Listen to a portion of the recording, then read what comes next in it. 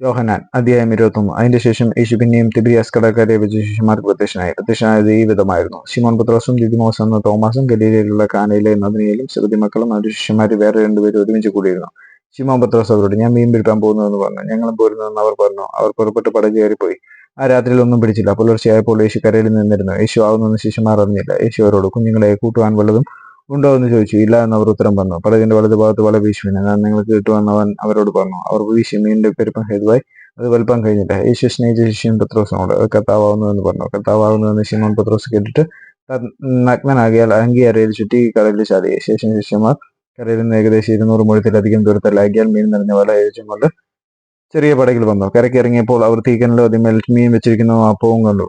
യേശു അവരോട്, ഇപ്പോൾ പിടിച്ച മീൻ ചിലത് കൊണ്ടുവരുമെന്ന് പറഞ്ഞു. ശിമോൻ പത്രോസ് കയറി 153 വലിയ മീൻ നിറഞ്ഞ വല കരയ്ക്ക് വലിച്ചു കയറ്റി. അത്ര വലിയ ഉണ്ടായിരുന്നിട്ടും വല കീറിയില്ല. യേശു അവരോട്, വന്ന് പ്രാതൽ കഴിച്ചോൾവീൻ എന്ന് പറഞ്ഞു. കർത്താവാകുന്നതെന്ന് അറിഞ്ഞിട്ട് ശിഷ്യന്മാരെ ഒരുത്തനും നീ ആരെന്ന് അവനോട് ചോദിപ്പാൻ തുനിഞ്ഞില്ല. യേശു വന്ന് അപ്പം എടുത്ത് അവർക്ക് കൊടുത്തു. മീൻ അങ്ങനെ തന്നെ.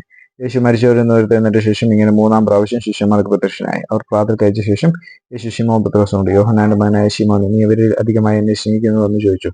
അതിനവൻ, കർത്താവേ, എനിക്ക് നിന്നോട് പ്രിയമുണ്ടോ എന്ന് നീ അറിയുന്നുണ്ടോ എന്ന് പറഞ്ഞു. എന്റെ കുഞ്ഞാടുകളെ മേയ്ക്കാമെന്ന് അവൻ അവനോട് പറഞ്ഞു. രണ്ടാമത് അവനോട്, യോഹന്നാന്റെ മകനായ ശിമോനെ, നീ എന്നെ സ്നേഹിക്കുന്നുവോ എന്ന് ചോദിച്ചു. അതിനവൻ, കർത്താവേ, എനിക്ക് നിന്നോട് പ്രിയമുണ്ടോ എന്ന് നീ അറിയുന്നുവല്ലോ എന്ന് പറഞ്ഞു. എന്റെ ആടുകളെ പാലിക്കാമെന്ന് അവൻ അവനോട് പറഞ്ഞു. മൂന്നാമത് അവനോട്, യോഹന്നാന്റെ മകനായ ശിമോനെ, നിനക്ക് എന്നോട് പ്രിയമുണ്ടോ എന്ന് ചോദിച്ചു. എന്നോട് പ്രിയമുണ്ടോ എന്ന് മൂന്നാമത് ചോദിക്കാൻ പത്രോസ് ദുഃഖിച്ചു. കർത്താവേ, നീ സകലവും അറിയുന്നു, എനിക്ക് നിന്നോട് പ്രിയമുണ്ടോ എന്നും നീ അറിയുന്നു എന്ന് അവനോട് പറഞ്ഞു. യേശുവിനോട്, എന്റെ ആടുകളെ മേയ്ക്ക. ആമേൻ ആമേൻ ഞാൻ നിന്നോട് പറയുന്നു, നീ യൗവനക്കാരനായിരുന്നപ്പോൾ നീ തന്നെ അരകെട്ടി ഇഷ്ടമുള്ളിടത്ത് നടന്നു. വയസ്സായ ശേഷമോ നീ കൈ നീട്ടി മറ്റൊരു നിന്റെ അരകെട്ടി നിനക്ക് ഇഷ്ടമില്ലാത്തിടത്തേക്ക് നിന്നെ കൊണ്ടുപോവുകയും ചെയ്യുമെന്ന് പറഞ്ഞു. അതിനാൽ അവൻ ഇന്ന വിധം മരണം കൊണ്ട് ദൈവത്തെ മഹത്വപ്പെടുത്തുമെന്ന് അവൻ സൂചിപ്പിച്ചു. ഇത് പറഞ്ഞിട്ട് എന്നെ അനുഗമിക്കുക എന്ന് അവനോട് പറഞ്ഞു. പത്രോസ് തിരിഞ്ഞ് സ്നേഹിച്ച ശിഷ്യൻ പിന്തുടരുന്നത് കണ്ടു. അത്താഴത്തിൽ അവന്റെ നെഞ്ചോട് ചാഞ്ഞുകൊണ്ട്, കർത്താവെ, നിന്നെ കാണിച്ചു കൊടുക്കുന്നവൻ ആരെന്ന് ചോദിച്ചു. ഇവൻ തന്നെ. അവനെ പത്രോസ് കണ്ടിട്ട്, കർത്താവെ, ഇവൻ എന്ത് ഭവിക്കുമെന്ന് യേശുവിനോട് ചോദിച്ചു. യേശു അവനോട്, ഞാൻ വരുവോളം ഇവൻ ഇരിക്കണമെന്ന് എനിക്ക് ഇഷ്ടമുണ്ടെങ്കിൽ അത് നിനക്ക് എന്ത്, നീ എന്നെ അനുഗമിക്കുക എന്ന് പറഞ്ഞു.